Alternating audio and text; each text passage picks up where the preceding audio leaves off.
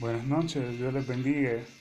En esta noche quiero compartir una temática muy importante acerca de las discusiones constantes de las congregaciones o llamadas religiones y vamos a tratar de profundizar sobre una obra llamada Mi amigo católico. Entonces vamos a citar este libro y comenzaremos conversando un poco sobre. Bueno, eh, el objetivo de este libro, dice el autor, es ayudarlos a comprobar con sus propias Biblias si lo que les enseña el Vaticano desde niños es correcto de acuerdo a la palabra de Dios. Recordemos que la palabra de Dios fue inspirada por su espíritu a los santos hombres de Dios. Hay que recordar que santo es apartado para Dios. Por ejemplo, segunda de Pedro, en el capítulo 1, versículo 21, dice, porque nunca la profecía fue traída por voluntad humana, sino que los santos hombres de Dios hablaron siendo inspirados por el Espíritu Santo. La palabra de Dios debe ser nuestra base para saber si algo que se nos enseña es correcto, porque si ignoramos lo que dice la Biblia, entonces erramos. Bueno, Marcos 12:24 dice que entonces respondiendo Jesús les dijo, no erráis por esto porque ignoráis las escrituras y el poder de Dios. Recordemos que la misma escritura nos dice que debemos escudriñarla, no solo leer por leer, sino sabiendo que lo que leemos es palabra de nuestro Dios. Y eso lo dice en San Juan 5:39. Escudriñad las escrituras, porque a vosotros os parece que en ellas tenéis la vida eterna, y ellas son las que dan testimonio de mí. Ahora bien, la pregunta es, ¿será la Iglesia Católica la religión oficial, verdadera, la que fue creada o dejada por Jesús? La respuesta es no. La religión católica es un intento de sometimiento de las personas. Hay que recordar que fue escogida por Constantino y en ella introdujo lo que es la adoración de imágenes de talla propia de las sectas paganas, que incluso la imagen de la Virgen María es una imagen de la diosa Isis, que es de la mitología egipcia. Y si en toda la Biblia, incluyendo en la Biblia latinoamericana, se prohíbe la adoración de imágenes de talla, la creación de imágenes de talla, entonces, ¿cómo podemos decir de que efectivamente la religión católica es la creada por Jesús? Porque Dios es una esencia espiritual compuesta de tres personalidades: de Jehová, Dios Padre, Jesús, Dios Hijo, y el Espíritu Santo, que es Dios Espíritu. Y cada uno cumple funciones muy importantes y no se entrometen entre ellos, sino que se complementan. Por ejemplo, ¿será que en la religión o la congregación católica se nos ha enseñado quién es el que ingresa a nuestro corazón? Se nos ha enseñado que debemos arrepentirnos del pecado original con el cual pecamos, por el cual Jesús vino a reconciliarnos con Jehová, con el Padre, precisamente porque, como dice Romanos 3:23, por tanto todos pecaron, estamos destituidos de la gloria de Dios. Pero hay que recordar una parte muy importante que es conocida como el pecado original. El pecado original no es otro que no sea la desobediencia. ¿La desobediencia de quién? De Adán. ¿Será que Eva fue la que indujo a Adán a desobedecer a Jehová? La respuesta es no, porque quien había creado Dios, Jehová, había sido a Adán. Y de una costilla de él, mientras dormía, creó a Eva. Y hay una explicación muy linda sobre este aspecto porque fue creado por la costilla, pero lo vamos a dejar para en otra ocasión. Y lo importante acá es tener sumamente claro que Jesús nos reconcilia con Jehová, con su sacrificio, pero para obtener esa reconciliación propiamente, ¿qué se debe hacer? Nada, porque no es por mérito propio. La Biblia dice de que Jesús es el camino, la verdad y la vida, que nadie llega al Padre si no es por Él. Entonces, la salvación se obtiene con indulgencias, la salvación se obtiene por penitencias, la salvación se obtiene por ser bueno, la salvación se obtiene por dar ofrendas o diezmos generosos. La respuesta es no. La salvación es por gracia. Pero ¿qué tenemos que hacer? Nada. La Biblia dice que el Espíritu Santo es quien convence de pecado y para salvación. Por lo tanto, nosotros al sentir ese toque de la divinidad del Espíritu Santo y arrepentirnos de formas genuinas de nuestros pecados, entonces, al reconocerle a nuestro Señor Jesús como Rey y Señor de nuestras vidas, como nuestro Salvador, entonces, de acuerdo a San Juan 1:12, que establece que más a todos a los que recibieron, ¿a quién? A Jesús. Se les dio la potestad de ser hechos hijos ¿de quién? De Dios, del Padre, de Jehová. ¿Hijos de Él de forma directa? No, porque el Hijo unigénito, es decir, el Hijo único, de forma directa es Jesús. Pero nosotros pasamos a ser hijos de Él por adopción. Y esa es la parte importante porque en Efesios capítulo 1 versículo 13 claramente dice que somos sellados. ¿Por quién? Con el Espíritu Santo.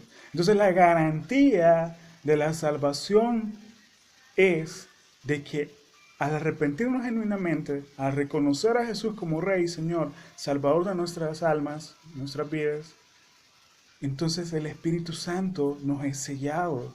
Ya no es como en el Antiguo Testamento, en donde la unción era una tipología con aceite, cuando realmente ahora la unción es tener al Espíritu Santo en nuestro interior. Y esa es la garantía de nuestra salvación. Ahora bien, ¿cuáles son los pasos a seguir como para poder determinar o saber que somos salvos?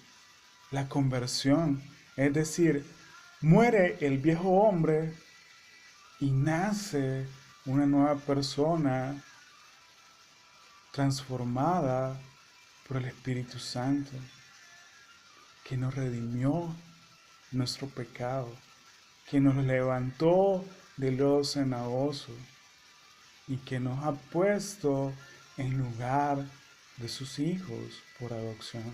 Ahora bien,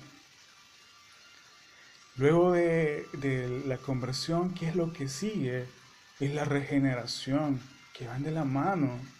Pero en esta parte es donde precisamente los frutos del Espíritu Santo que señala Gálatas capítulo 5, precisamente se van a manifestar en nuestras vidas.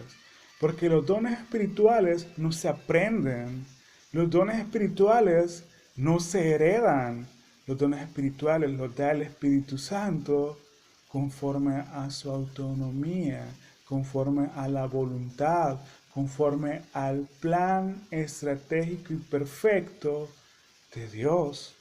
Porque hay un atributo incomunicable de la deidad de Dios, que es la presencia, que no es igual que predestinación.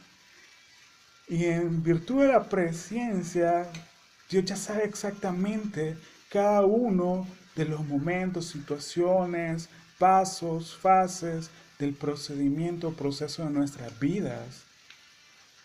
Entonces, ¿podemos engañar a Dios? ¿Podemos decir de que la salvación se pierde?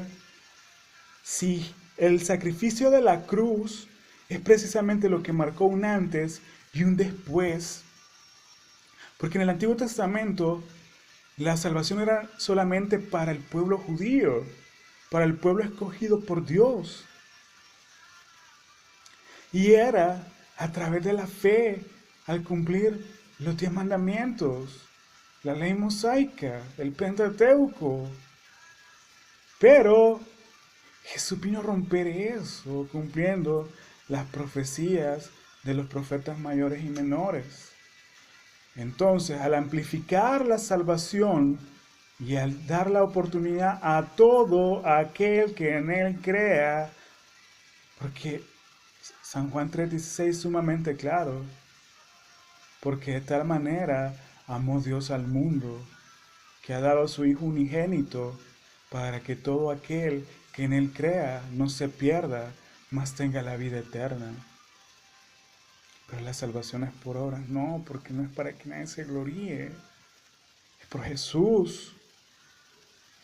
Es única y exclusivamente por Jesús, el Hijo de Dios que se hizo hombre, que sufrió por nosotros, que murió crucificado, una muerte humillante, pero que resucitó al tercer día, venció a la muerte, descendió al Hades al arrebatar las llaves. ¿Y en dónde está? Precisamente al lado del Padre, en el tercer cielo. ¿Y qué nos dejó? Aparte de la salvación, que es sumamente importante, el Espíritu Santo. Ahora bien, hay muchas congregaciones que dicen que la salvación se pierde. ¿Será eso cierto? O sea, ¿qué será que Jesús tiene que venir todos los días a morir por nuestros pecados y a resucitar cada tercer día para podernos dar nuevamente la salvación? No es así, no es así, no es bíblico decir eso. Esa es una manipulación, una mala doctrina, una tergiversación de las escrituras para tener sometido al pueblo, a las personas. La salvación no se pierde. La pregunta sería, ¿realmente son salvos? ¿Realmente hubo un arrepentimiento genuino? ¿Realmente fueron sellados con el Espíritu Santo? ¿O hicieron una oración solamente por agradar, solamente para encajar, solamente para que dijeran, oh sí, cristiano, soy cristiano? No. O sea, no podemos asegurar ser cristianos cuando no ha habido un arrepentimiento genuino. Pero, ¿cómo comprobar eso? En mi vida personal, en algún momento yo me preguntaba, ¿será que soy cristiano? ¿Será que soy salvo? Y sobre todo por un momento muy importante para mal, que fue en mi etapa de la adolescencia, en donde me gustaba mucho el rock y todo eso de Rockstar. Pero la pregunta es, Dios no sabía que yo iba a ser rebelde. Claro que Dios sabía. Si a los 13 años me consagré en el campamento de Montesión para ser pastor y predicar las buenas nuevas, ¿creen ustedes de que Dios no me iba a proteger y me iba a preparar para ese tiempo? Si estamos hablando que Dios tiene un plan estratégico y perfecto, como me gusta llamarlo, para cada uno, ¿cómo podemos decir entonces que las circunstancias o situaciones son azares de la vida? Pero esto es con beneficio inventario, porque no podemos culpar a Dios de nuestras malas decisiones, porque dejó un libre albedrío que nosotros, en nuestra autonomía de la voluntad, hemos hecho un libertinaje. Un libertinaje que precisamente nos ha llevado a darnos en los dientes, en caer al suelo, en tocar fondo, quizás a muchos a drogarse, muchos a caer en pandillas, muchos caer en narcotráfico, en ser narcodependientes, en violencia intrafamiliar, a perder las familias, en fin, a contagiarse de VIH por dedicarse a la prostitución, o por encontrar un consuelo con personas que se dedican a eso. Pero realmente, ¿qué es lo que necesitábamos? Y buscábamos muchas veces en nuestros familiares, en nuestros papás quizás. pero tenemos al papá más importante, tenemos al hermano más importante, tenemos a Jehová, que es nuestro Padre, a Jesús, que es nuestro hermano, y tenemos a ese consolador, al Espíritu Santo. Entonces, no necesitamos más. Y es precisamente hasta que nos dejamos caer en la providencia de Dios para con nosotros, en que encontramos esa paz que tanto buscábamos en todo lo que mencioné anteriormente o en otras cosas.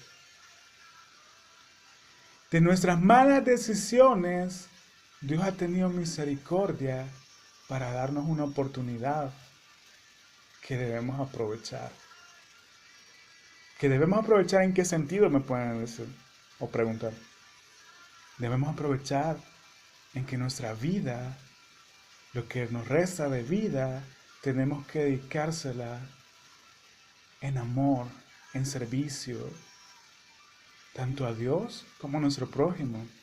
Porque cuando le preguntan a Jesús en qué se resume la ley, Él claramente contesta, en amar al Señor tu Dios con todas tus fuerzas, con toda tu mente y con todo tu corazón, y a tu prójimo como a ti mismo. Entonces, ¿qué tenemos que hacer? Vemos una persona necesitada en la calle, nos vamos a hacer los desentendidos o vamos a ver si vamos a algo para compartir un pan o le vamos a comprar algo para que coma. Jesús dijo que tenemos que amar a nuestro prójimo como a nosotros mismos. Esa mentalidad individualista del capitalismo es precisamente lo que nos desvía mucho en encontrarle sentido a ese aspecto importante que Jesús determinó. Pero no estoy hablando de una cuestión política, sino que es un pensamiento económico. Porque ¿acaso el comunismo es un pensamiento acorde a la Biblia? No. E incluso Marx decía de que la iglesia era lo propio del pueblo. Entonces, para que se consumara adecuadamente la idea del comunismo, es necesario que no exista la iglesia. Pero aquí entra el punto. Iglesia, ¿cuál es la iglesia que Jesús dejó? No dejó religión, no dejó una marca, un logo, dejó su enseñanza, las parábolas, dejó su legado que lastimosamente a partir de la iglesia primitiva se empezó a distorsionar con cada concilio. Pero en suma, este video no es para encontrarle un sentido a todo el aspecto histórico de las religiones, sino que especialmente uno. Y invito a los católicos a leer el capítulo 7 de Hebreos, que también se encuentra en la Biblia latinoamericana, y se den cuenta que ese artefacto que le llaman santísimo es eso, un artefacto. Que la hostia solo es una hostia. Porque no se transforma en el cuerpo de Jesús. En Hebreos capítulo 7 claramente la Biblia dice que el último sacrificio fue Jesús. El último sacerdote, ¿quién fue? Fue Jesús, el último sumo sacerdote. Porque precisamente por eso los judíos no pueden hacer sacrificios porque ya no hay levitas sobre la faz de la tierra. En fin, en esas fechas que de acuerdo a la tradición se celebra lo que es el martirio y resurrección de nuestro Señor Jesucristo, la pregunta es, ¿qué es lo que se escucha más? María, María. Sí, María fue la madre terrenal de Jesús. Pero hay una cuestión muy importante, que la Iglesia Apostólica, Católica, Romana, le rinden un culto a María, no le rinden un culto a Jesús. Y es un llamado muy importante a todas las personas que no crean mis palabras, que no crean las palabras de un sacerdote, de un cura, de un pastor. Lean la Biblia, hablen con Dios, porque ahora no es necesario que un sumo sacerdote sacrifique animales para cubrir el pecado propio y después sacrifique otros animales para cubrir el pecado del pueblo, para luego poder hablar con Dios. Ahora podemos hablar con Dios directamente. ¿A través de qué? De la oración. Porque el único que salva se llama Jesús. El único que hace milagros se llama Jesús. No se dejen engañar y ríndanle únicamente la gloria y la honra a esa inmensa persona que nos vino a salvar. Cuando me refiero a persona es porque precisamente fue un Dios hombre, el que es, el que era y el que ha de venir. Estamos esperando la segunda venida. Y la segunda venida será cuando se dé el rapto de la iglesia. Y automáticamente la tierra entrará en los 7 años de la tribulación, 3 años y medio, en donde alguien se va a presentar como el gran conciliador, el ecuménico, el de la paz, el del cese de la guerra, pero que después, en la segunda etapa de la tribulación, en los últimos 3 años y medio, se va a mostrar cómo realmente es el enemigo. Entonces, ¿qué sigue después? Sigue el reino milenial, en donde se van a purificar a los judíos para que se cumpla la palabra de los 144,000 que serán purificados y salvos, que habla Apocalipsis. Mientras la iglesia del Señor, los que nos hemos arrepentido, hemos reconocido a Jesús, hemos sido sellados con el Espíritu Santo, hemos sido convertidos y hemos sido regenerados, vamos a estar al lado de Dios. Y después del reino milenial será el juicio del trono blanco, en donde las personas que murieron sin Cristo, que no fueron selladas con el Espíritu Santo, que están en el Hades, en el centro de la tierra esperando su juicio, sean enviadas al infierno. Porque aquella persona que muere creyendo en Dios, que se ha arrepentido de sus pecados, que ha reconocido a Jesús como Rey y Señor de su vida, que ha sido sellado con el Espíritu Santo, que ha sido convertido y regenerado, y que en su vida se pueden vislumbrar los frutos del Espíritu Santo que habla en Gálatas capítulo 5, entonces nosotros automáticamente vamos al tercer cielo, al lugar celestial, el lugar donde no hay dolor, donde no hay tristeza, el lugar donde las calles son de oro y el mar es de cristal, pero no es una cuestión material, sino que ahí nos vamos a encontrar con nuestro Salvador, nuestro Padre, nuestro hermano, el Espíritu Santo. Y es la promesa que nos mantiene día a día en pie de lucha, pero no lucha contra sangre ni carne, sino que en lucha contra huestes espirituales de maldad. En donde día a día no nos cansamos de decir que gracias a Dios somos lo que somos, hemos alcanzado lo que tenemos y viene más. Porque lo único que le da la razón a mi vida se llama Jesús. Y esa misma persona que ustedes miran en este video, en junio del 2010 padeció meningitis, pasó una semana inconsciente Y los médicos dijeron, no se preocupe, en la madrugada o en la mañana la funeraria se lo va a llevar, le dijeron a mi mamá. Pero quien tiene la última palabra se llama Jesús y Él me sanó. Recuerdo que solo vi una luz brillante y no sé si me senté, no sé si acostado, solo recuerdo muy vívidamente que oré y le dije, Dios mío, sáname o llévame, pero yo no aguanto. ¿Por qué?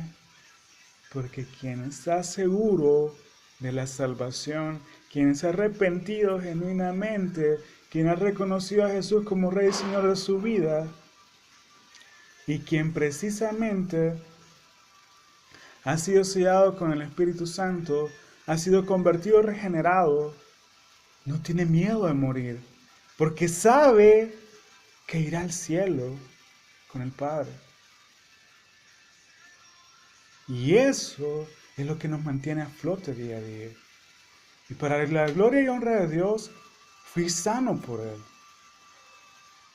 Inexplicablemente para los médicos, que luego dijeron de que yo estaba loco, que tenía un trastorno psicosomático, y no quisieron reconocer porque eran católicos, y ellos no le atribuyen a Dios los milagros, pero yo sí, porque yo sé que fui escogido desde el vientre de mi madre y que he sido cuidado desde el vientre de mi madre y lo seré hasta las canas e ir al cielo, no por méritos propios, sino porque he sido salvo por Jesús, quien murió en mi lugar sin merecerlo para salvarnos, para ampliar la salvación.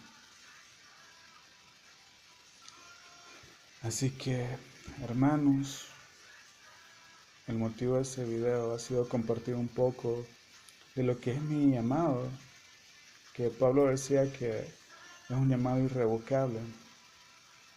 No predicar religión, no predicar rótulos, sino que predicar la palabra de Dios. Porque esa es la gran comisión que Jesús deja en Mateo y deja en Marcos. Ahora bien, si usted ha sentido un toque espiritual que no es mío, sino que es del Espíritu Santo propiamente, repite esta oración, pero hágalo con fe, arrepiéntase de sus pecados. Acepte a Jesús como Rey y Señor de su vida y sea sellado con el Espíritu Santo para luego ser convertido y regenerado y que en su vida se vislumbren los frutos del Espíritu Santo que habla Gálatas capítulo 5. Señor Jesús, yo te recibo hoy como mi único y suficiente Rey, Señor y Salvador de mi vida. Creo que eres Dios, que moriste en la cruz por mis pecados, que resucitaste al tercer día. Escribe mi nombre en el libro de la vida. Gracias te doy por salvar mi alma hoy en Cristo Jesús, mi Salvador. Amén y amén. Dios les bendiga y espero pronto compartir un nuevo video. Y les recuerdo que no se fijen quién, sino que el contenido del mensaje, que esa es la parte importante, relevante. Dios les bendiga y les proteja siempre. Hasta pronto.